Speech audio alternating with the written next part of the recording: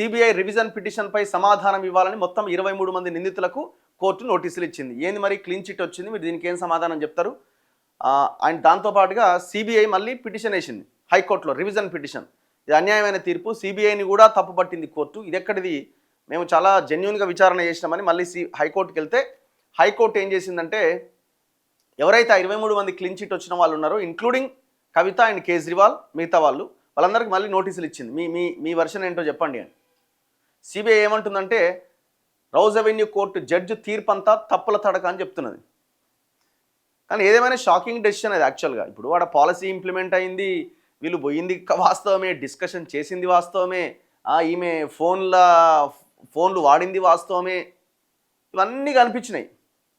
So కాకపోతే వీళ్ళు సరైనటువంటి ఆధారాలను పెట్టలేకపోయినారన్న కోణంలో జడ్జి అక్కడ ఆ వ్యాఖ్యలు చేసి అది మొత్తాన్ని కొట్టేయడం జరిగింది, క్లీన్ చిట్ ఇవ్వడం జరిగింది.